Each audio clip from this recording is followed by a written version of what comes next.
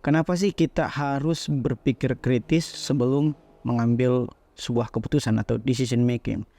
Karena kita sekarang berada di era infomers. Infomers itu gabungan antara era informasi di satu sisi dan era komersialisasi atau perdagangan di sisi yang lain. Jadi informasi yang kita dapatkan di sosial media, di billboard, di TV dan radio itu adalah bagian dari periklanan. Jadi ini merupakan era infomers. Kenapa? Karena di dalamnya kita akan dihadapkan pada pilihan-pilihan. Baik itu ketika kita membeli gadget, ketika kita membeli pakaian, ketika kita membeli di supermarket. Misalnya hal sesederhana keripik itu banyak sekali jenisnya, banyak macamnya, banyak rasanya dan sebagainya. Ketika kita juga memilih pendidikan, ketika kita memilih tempat tinggal, itu kita mau tempat tinggalnya di perumahan yang seperti apa tipenya, begitupun dengan pekerjaan. Bahkan sekarang di era e-commerce ini kita bekerja itu tidak lebih daripada 2 tahun pindah lagi ke tempat kerja yang lain. Bahkan dalam pasangan hidup juga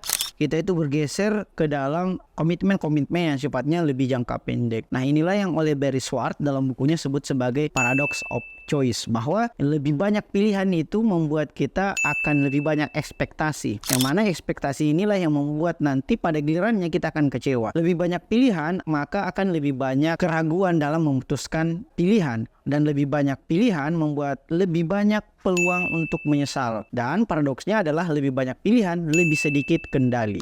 Kenapa lebih banyak pilihan justru membuat kita menjadi lebih sedikit mendapatkan kebahagiaan atau paradox of choice ini? Karena dengan lebih banyak pilihan, kita semakin banyak membandingkan, mengcompare antara satu opsi dan opsi yang lain. Membandingkan pengalaman kita dengan apa yang misalnya kita harapkan. Itu yang pertama, yaitu ketika kita membandingkan pengalaman kita dengan apa yang kita harapkan. Oh, saya memilih ini karena saya harapnya seperti ini. Yang kedua, kita membandingkan pengalaman kita dengan apa yang orang lain harapkan.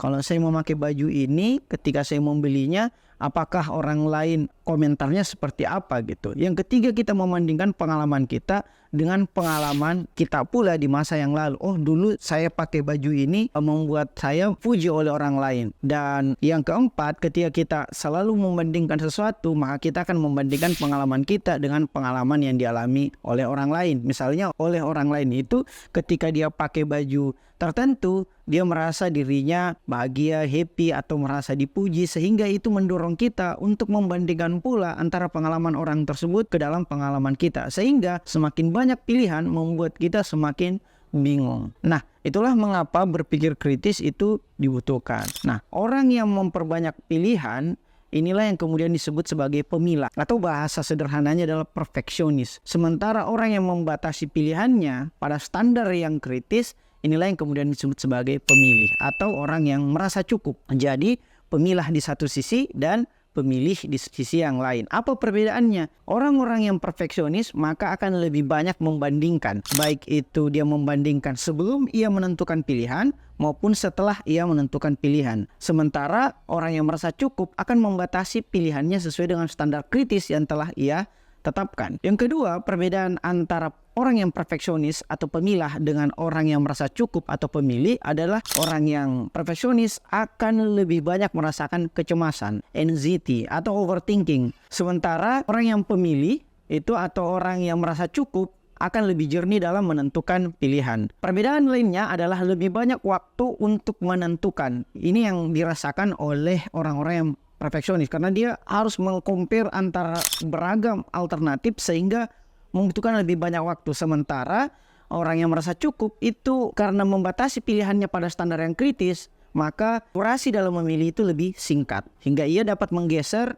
waktu yang bermakna tersebut untuk melakukan hal yang lebih meaningful lagi. Dan perbedaan terakhir dari orang perfeksionis dan orang yang merasa cukup adalah lebih banyak penyesalan dirasakan oleh orang-orang yang perfeksionis. Kenapa? Karena penyesalannya itu ia hadapi baik sebelum ia memutuskan maupun pasca ia memutuskan. Sementara orang yang merasa cukup itu lebih mensyukuri pilihan. Kenapa? Karena dia lagi-lagi menstandarisasi pilihannya dalam standar yang kritis. Nah, itulah kenapa kita harus tetap menggunakan nalar kritis kita, dalam hal ini critical thinking, ketika ragam pilihan itu menjejali pikiran kita. Nah, apa kemudian dampak jika kita tidak berpikir kritis dalam mengambil sebuah keputusan. Maka dampaknya secara umum yaitu bias kognitif akan mempengaruhi decision making kita atau pengambilan keputusan kita. Ada 3 bias kognitif yang sangat familiar dengan ketika orang mengambil sebuah keputusan. Pertama, heuristik ketersediaan atau bias ketersediaan, yaitu bias yang membuat kita memilih jalan pintas mental yang mana kita akan melakukan penilaian berdasarkan hal yang paling mudah untuk kita pikirkan. Misalnya ketika kita ingin memilih lagi-lagi baju, kita akan berpikir bahwa saya memilih baju ini karena ini banyak dipakai oleh orang-orang di sekitar saya dan sebagainya. Itu karena kita melihat ketersediaan yang ada di sekitar kita. Bias kognitif yang kedua terkait dengan decision making adalah sunk cost bias atau biaya hangus. Biaya hangus adalah kecenderungan orang untuk terus melanjutkan suatu upaya karena ia merasa bahwa ketika dia mengabaikan upaya tersebut, dia akan mengalami kerugian karena sudah men-spare sumber daya lainnya, misalnya waktu, tenaga, dan mungkin biaya. Itu akan membuat dia merasa sia-sia kalau tidak melanjutkan pilihan tersebut. Misalnya ketika kita memilih pasangan,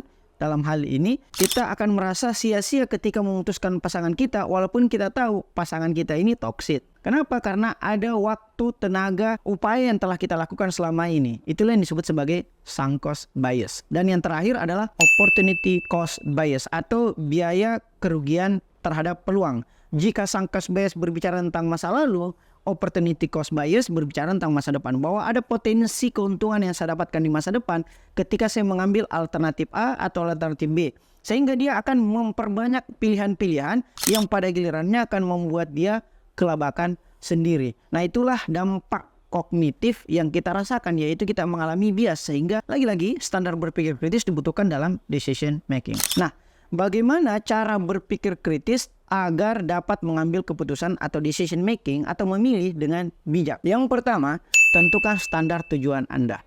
Kita harus menentukan dulu standar yang gimana nih kita mau pilih. Misalnya dalam memilih pekerjaan, kita harus tentukan dulu, saya ingin memilih pekerjaan yang sesuai dengan passion saya, misalnya di dalam public speaking, sehingga pilihan pekerjaannya itu tidak jauh dari misalnya pengajar, dosen, presenter, dan sebagainya. Itulah yang disebut sebagai menentukan standar yang jelas. Yang kedua adalah evaluasi pentingnya tujuan tersebut atau terapkan critical thinking atau think again.